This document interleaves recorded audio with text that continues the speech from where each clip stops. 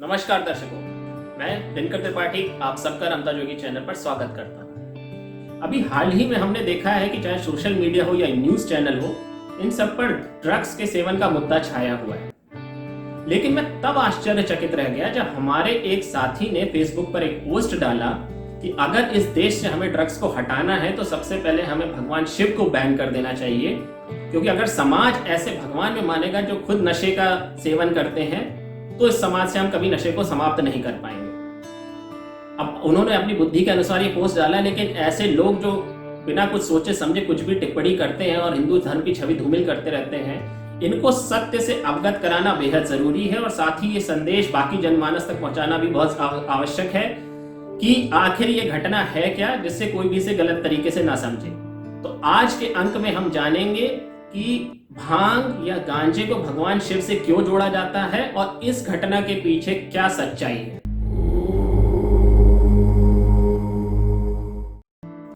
तो अनुपम जी, सबसे पहले तो हमें ये बताएं कि ये भांग शब्द जो है ये शिव जी के साथ क्यों जुड़ा हुआ है। नमस्कार दर्शकों, तो ये घटना जुड़ी हुई है देवताओं और असुरों द्वारा किए गए समुद्र मंथन से। ये तो सभी जानते हैं कि उस समुद्र मंथन में 14 रत्न निकले थे, लेकिन उससे पहले या सबसे पहले निकला था भीषण हलाहल विष। ऐसी मान्यता है कि यदि इस विष का संसार में प्रसार हो गया होता तो संसार से जीवन समाप्त हो जाता, नष्ट हो जाता। जब सभी देवताओं को यह ज्ञात हुआ कि ये विष कितना तीव्र है तो वो पहुंचे भोलेनाथ के पास और उनसे पूछा इसका कोई उपाय। तब भोलेनाथ ने संसार की रक्षा हेतु इस वृक्ष को ग्रहण किया, जिसके बाद आज भी हम उनको नीलकंठ के नाम से जानते हैं, क्योंकि ये विष आज भी उनके गले में है, जिसकी वजह से उनका गला नीला पड़ गया था। शिव जी तो इसके पश्चात अपना ध्यान में लीन हो गए, उनको इस विष से कोई फर्क नहीं पड़ा। लेकिन देवताओं को ऐसा प्रतीत हुआ कि उनके गले में अवश्य जलन हो रही होगी, वो भी भीषण।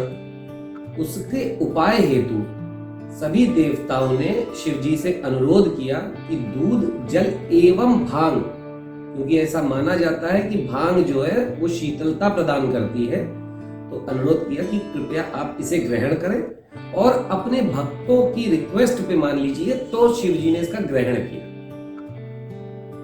तो ये घटना है जिसकी वजह से भांग को शिव जी के साथ जोड़ा जाता है। मगर क्या ये एक इकलौती अलग सी घटना थी या ऐसा कोई लगातार होता आया है कि शिव जी के साथ भांग को जोड़ा जाए? क्योंकि हमने देखा है कि शिव जी का चाहे शिवरात्रि का त्योहार हो या कोई और पूजा अर्चना हो, कई बार लोग भांग या किसी नशे को उससे जोड़ देते हैं और ये लगातार घटनाक्रम चलता आ रहा है। जी हाँ, मैं बिल्कुल स्पष्ट रूप से बताना चाहूंगा कि ये एकमात्र घटना या कथा है जिसमें शिव जी को भांग अर्पित की गई और तत्पश्चात शिव भक्तों द्वारा ये परंपरा बन गई, प्रथा बन गई कि शिव पूजा में भांग, दूध और जल के साथ भांग भी होना अनिवार्य है, क्योंकि इससे शिव जी को शीतलता प्रदान की जा रही है। भांग के एक अन्य वर्णन भी आपको बता दूं कि भांग को जब पहली बार देवताओं ने दिया था शिव जी को, तो एक औषधि के रूप में दिया गया था। तो क्या मैंने ठीक सुना कि आप ये कह रहे हैं कि भांग एक औषधि है? जी, इसका उत्तर देने के लिए मैं आपको इसके वैज्ञानिक दृष्टिकोण पे ले जाना चाहूंगा। यदि आप वैज्ञानिकों की जो रिसर्च चल रही है उसको देखेंगे तो भांग में 80 एक्टिव कंपाउंड्स मिलते हैं। अब उनके सबके अपने अपने गुण हैं, अवगुण हैं।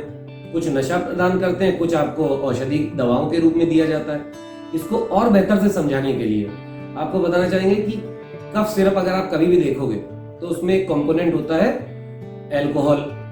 तो इसका ये कहीं से मतलब नहीं है कि आप अल्कोहल सेवन कर रहे हैं, आप एक बीमारी के लिए एक अप्रूव्ड मात्रा में उसको सेवन कर रहे हैं। ज्यादा बेहतर आज के करंट सिनेरियो में बात करें तो हम लोग कोविड से पूरा विश्व जूझ रहा है और हर कंट्री कह रही है कि जो सैनिटाइजर से आप अपने हाथ को धोएं वो अल्कोहल बेस्ड हो। किसी भी कंट्री ने या किसी भी देश के वैज्ञानिक ने ये नहीं कहा कि आप अल्कोहल यानी शराब से हाथ धोने लग जाएं।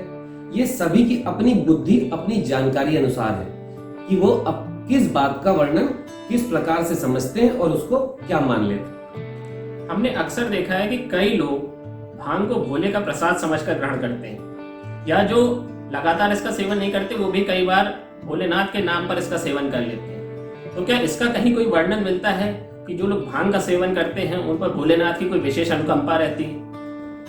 सबसे पहले तो मैं आपको स्पष्ट कर दूं, ये परम मूर्खता की बात है कि भोलेनाथ के नाम पे यदि कोई व्यक्ति भांग का सेवन कर रहे हैं। और इसको और बेहतर आपको याद दिला दें, जो अभी शुरुआत में बात हुई थी कि ये घटना जुड़ी हुई है शिव जी के विष ग्रहण से।